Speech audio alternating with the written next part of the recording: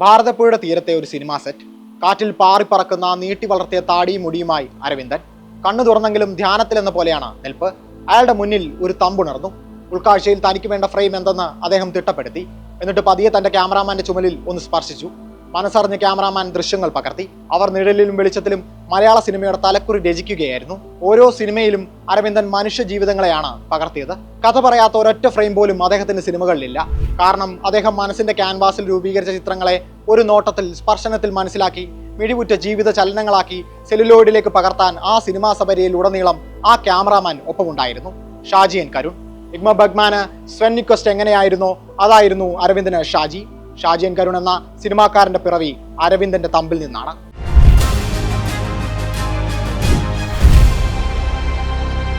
Local fund auditing ഉദ്യോഗസ്ഥനായിരുന്നു ഷാജിയുടെ അച്ഛൻ N Karunakaran.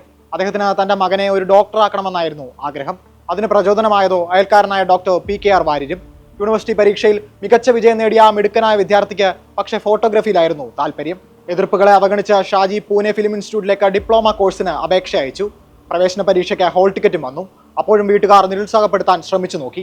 1000-ലേറെ പേർ എഴുതുന്ന പരീക്ഷയാണ്, ആകെ കുറച്ച് സീറ്റും, വെറുതെ പോയിട്ട് എന്തിനാ എന്നായിരുന്നു ചോദ്യം. പക്ഷേ ഇതൊന്നും വകവെക്കാതെ ഷാജി പരീക്ഷ എഴുതി. പ്രവേശന പരീക്ഷ പാസ്സായി.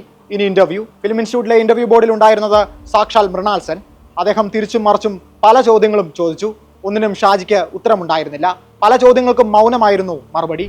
ഒടുവിൽ ഷാജി കേട്ടു തഴമ്പിച്ച ആ ചോദ്യം സെൻ ആവർത്തിച്ചു. എന്തിനാ ഇവിടോട്ട് വന്നത്? പഠിക്കാനെന്ന് ഉത്തരം. മെഡിസിൻ പഠനം ഉപേക്ഷിച്ചാണ് എത്തിയതെന്ന് ഒരു കൂട്ടിച്ചേർക്കലും. മൃണാൽ സെന്നിന് ആ സത്യസന്ധത ഇഷ്ടമായി. അദ്ദേഹത്തിന്റെ ഡിക്ഷണറിയിൽ കലയ്ക്ക് ഒരർത്ഥമേ ഉള്ളൂ, സത്യം. 1971 പൂനെ FTIയിൽ പ്രവേശനം ലഭിച്ച 8 പേരിൽ ഒരാൾ ഷാജി എൻ കരുണായിരുന്നു. ഷാജി പൂനെയിലേക്ക് കൂടുമാറുമ്പോൾ മലയാള സിനിമയും മറ്റൊരു ദശാസന്ധിയിലേക്ക് കടക്കുകയായിരുന്നു.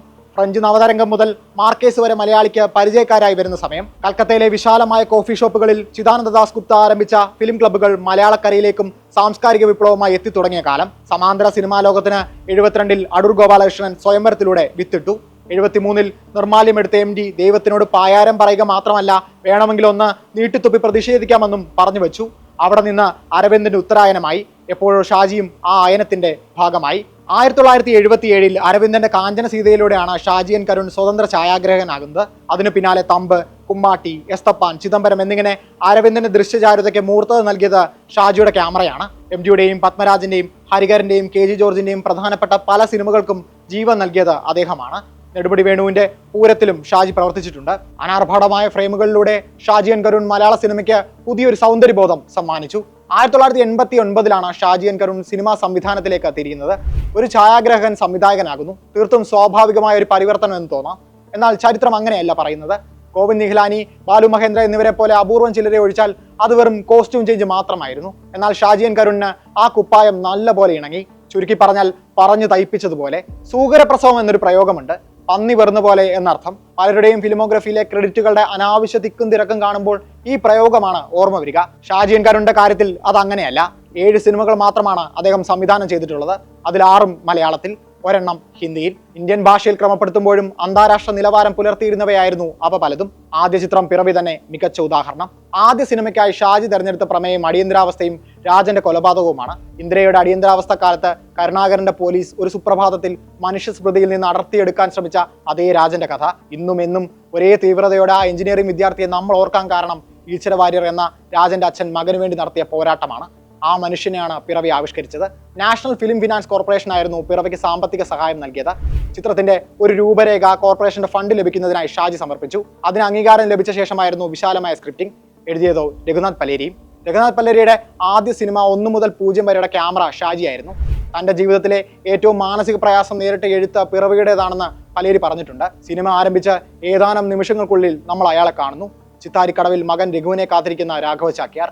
ഒടുക്കത്തെ ബസ്സിൽ എത്തുമെന്ന അവന്റെ കത്ത് എന്ന ഒറ്റ ഡയലോഗിൽ നമ്മൾ രാഘവ ചാക്യാരിൽ ഈശ്വര വാര്യരെ കണ്ടു.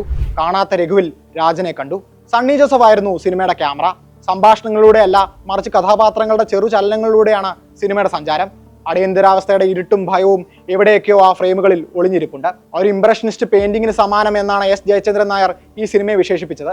കേന്ദ്ര കഥാപാത്രമായ രാഘവ ചാക്യാരെ അവതരിപ്പിച്ച പ്രേംജിയുടെ ഡയലോഗ് ഡെലിവറിയിൽ ഇടയ്ക്ക് നാടകം കടന്നു വരുമെന്ന് മനസ്സിലാക്കിയ ഷാജി കഥകളി ഗായകൻ ഹരിദാസിന്റെ സഹോദരൻ നെന്മണി വിഷ്ണുവിനെ കൊണ്ടാണ് ചാക്യാർക്ക് ശബ്ദം നൽകിയിരിക്കുന്നത്. ഉടലും ഉയരും നൽകി പ്രേംജി ആ കഥാപാത്രത്തെ അനശ്വരമാക്കി.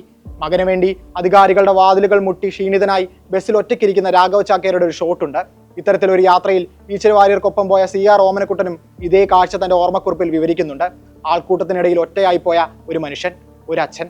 എന്തുകൊണ്ടോ സംസ്ഥാന ചലച്ചിത്ര പുരസ്കാര സമിതി മികച്ച രണ്ടാമത്തെ ചിത്രമായാണ് പിറവിയെ പരിഗണിച്ചത്. എന്നാൽ ദേശീയ തലത്തിൽ സിനിമ അംഗീകരിക്കപ്പെട്ടു. മികച്ച സംവിധാനത്തിനുൾപ്പെടെ 4 ദേശീയ അവാർഡുകളാണ് ചിത്രത്തിന് ലഭിച്ചത്. അവിടെയും അവസാനിച്ചില്ല.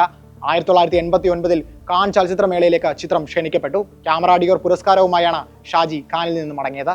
പ്രഥമ ചാർലി ചാപ്ലിൻ പുരസ്കാരം ഉൾപ്പെടെ 30ഓളം അന്താരാഷ്ട്ര അവാർഡുകളാണ് പിറവി നേടിയത്. ഷാജിയുടെ ആദ്യ സിനിമ അന്താരാഷ്ട്ര വേദിയിൽ മലയാളത്തിന്റെ മേൽവിലാസമായി. അടുത്ത ചിത്രമായ സോമിലും അത് തുടർന്നു. ദുഃഖത്തിന്റെ സിനിമയാണ് സോം. ഇവിടെയും പുത്രദുഃഖം അനുഭവിക്കുന്ന മാതാപിതാക്കളെ കാണാം. രഘുനാഥ് പലേരിയായിരുന്നു ഈ ചിത്രത്തിന്റെയും തിരക്കഥ. കാപ്പിക്കട നടത്തിയിരുന്ന സ്വാമി എന്ന വ്യക്തിയായിരുന്നു ഈ കഥയുടെ പ്രചോദനം. കേരളത്തിലെ തെക്കേ അതിർത്തിയിലെ റെയിൽവേ സ്റ്റേഷനടുത്തായി ഒരു ചെറിയ വീട്ടിൽ താമസിക്കുന്ന രാമയ്യരും അന്നപൂർണയും 2 മക്കളും. കടത്തിൽ മുങ്ങി അവരുടെ ഏക പ്രതീക്ഷ മകനിലാണ്. അവൻ പട്ടാളത്തിൽ ചേരാൻ തീരുമാനിക്കുന്നു. പട്ടാള റിക്രൂട്ട്മെന്റിനിടയിൽ അപ്രതീക്ഷിതമായി പൊട്ടിപ്പുറപ്പെടുന്ന ആക്രമണത്തിൽ അവൻ കൊല്ലപ്പെടുന്നു. ഈ വ്യഥ പേറുന്ന ഒരു കുടുംബത്തിന്റെ കഥയാണ് സോം പറയുന്നത്.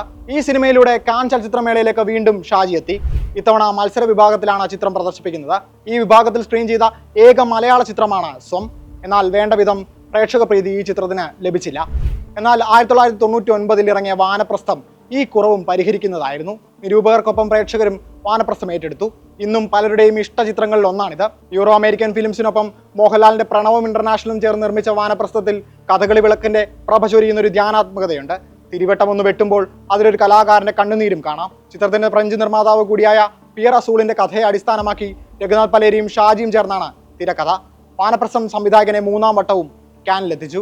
സിനിമയുടെ തുടക്കത്തിലെ സംഭാഷണങ്ങളിൽ തന്നെ കഥകളിക്കാരന്റെ ജീവിതം എന്തെന്ന് അടിവരയിട്ട് പറയുന്നുണ്ട്. താളം നനഞ്ഞാൽ ജീവിതം നനഞ്ഞു. അത്തരത്തിൽ നനഞ്ഞ ഒന്നാണ് കുഞ്ഞിക്കുട്ടൻ്റേത്. കുഞ്ഞിക്കുട്ടൻ എന്ന കഥാപാത്രത്തിന്റെ ഉള്ളിലെ അനാഥത്വത്തിന് പൂർണ്ണത നൽകാൻ അക്ഷരാർത്ഥത്തിൽ മോഹൻലാൽ എന്ന നടന് മാത്രമേ സാധിക്കൂ. അത്തരത്തിലാണ് കഥകളി ആരെങ്കിലും പുറത്തും കുഞ്ഞിക്കുട്ടനായുള്ള അദ്ദേഹത്തിന്റെ പകർനാട്ടം. സ്നേഹം ആഗ്രഹിച്ച കുഞ്ഞിക്കുട്ടന് അത് ലഭിക്കുന്നത് സുഭദ്രയിൽ നിന്നാണ്. അവളിൽ അയാൾക്ക് ഒരു മകൻ ജനിക്കുന്നു. എന്നാൽ ഉന്നത കുലജാതയായ സ്ത്രീ ആരാധിച്ചത് കാമിച്ചത് കുഞ്ഞിക്കുട്ടനെയല്ല, അയാളുടെ അർജുന വേഷത്തെയാണ്. സുഭദ്രയെ വെല്ലുവിളിച്ച് മകൾക്കൊപ്പം ശൃംഗാരഭാവത്തിൽ സുഭദ്രാഹരണം ആടുമ്പോൾ ഒടുവിൽ മരിച്ചു വീഴുമ്പോൾ നമ്മൾ കാണുന്നത് അർജുന വേഷം കെട്ടിയ കുഞ്ഞിക്കുട്ടനെയല്ല, കുഞ്ഞിക്കുട്ടന്റെ വേഷം കെട്ടിയ അർജുനനെയാണ്. മോഹൻലാലിനെ ഈ പടത്തിൽ എവിടെയും കാണാൻ സാധിക്കുന്നില്ല എന്നതിൽ നടനൊപ്പം സംവിധായകനും അഭിനന്ദനം അർഹിക്കുന്നു. വാനപ്രസ്ഥത്തിൽ കഥകളിയാണെങ്കിൽ 2009 സംവിധാനം ചെയ്ത കുട്ടിസ്രാങ്കിൽ ചവിട്ട് നാടകമാണ് ചിത്രത്തിന്റെ പ്രമേയത്തിന് പശ്ചാത്തലം ഒരുക്കുന്നത്. ചവിട്ട് നാടകത്തിന്റെ ശീലുകൾ പടത്തിലുടനീളം താളമാകുന്നു. സർറിയലിസവും മാജിക്കൽ റിയലിസവും ഇഴചേർത്ത ആഖ്യാന ഘടനയാണ് ചിത്രത്തിന്. PF മാത്യൂസ് ആണ് ചിത്രത്തിന്റെ തിരക്കഥ. തിരുവിതാംകൂറിൽ നിന്നും മലബാറിൽ നിന്നും കൊച്ചിയിൽ നിന്നും 3 സ്ത്രീകൾ മറ്റൊരിടത്തെ പോലീസ് സ്റ്റേഷനിൽ ഒത്തുചേരുന്നു. അവർ എത്തിയിരിക്കുന്നത് ഒരു ശവശരീരം തിരിച്ചറിയാനാണ്. ചവിട്ട് നാടക വേഷത്തിൽ മരിച്ചു കിടക്കുന്ന കുട്ടിസ്രാങ്കിന്റെ ശവശരീരം. അവർ സ്രാങ്കിന്റെ കഥ നമുക്ക് പറഞ്ഞു തരുന്നു. രേവമ്മയും പെമ്മേണയും കാളി എന്ന ഊമയും വരച്ചിരുന്ന സ്രാങ്കിന്റെ ചിത്രത്തിന് മിഴിവേകുന്നത് മമ്മൂട്ടിയുടെ പ്രകടനമാണ്. അയാളുടെ ചുവടും ഭാഷയും ഈ സിനിമയിലും തെറ്റുന്നില്ല.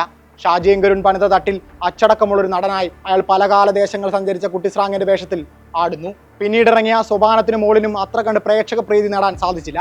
പത്മരാജന്റെ മഞ്ഞുകാലം നോറ്റ കുതിര, ടി പത്മനാഭന്റെ കടൽ എന്നീ സാഹിത്യകൃതികൾ സിനിമയാക്കാൻ ആലോചിച്ചെങ്കിലും അതും നടന്നില്ല. 2025 ഏപ്രിൽ 28 ഷാജിയൻ കരുൺ വിടവാങ്ങി. എന്താണ് ഷാജിയൻ കരുൺ എന്ന സിനിമാക്കാരൻ ബാക്കിയാക്കുന്ന ഓർമ്മ? ഒരു കഥയിൽ അത് സംഗ്രഹിക്കാൻ പറ്റുമെങ്കിൽ അത് ഇതാണ്. കാൻ ചലച്ചിത്രമേളയിൽ പിറവിയുടെ സ്ക്രീനിങ് കഴിഞ്ഞ് താമസിച്ചിരുന്ന ഹോട്ടലിലേക്ക് എത്തിയ ഷാജിയെ കാത്ത് ഒരു സ്ത്രീ ഇരിപ്പുണ്ടായിരുന്നു. വയോവൃദ്ധിയായ ഒരമ്മ. പിറവി കണ്ട ശേഷമുള്ള വരവാണ്. ആ സിനിമ അവരെ വല്ലാതെ ബാധിച്ചു.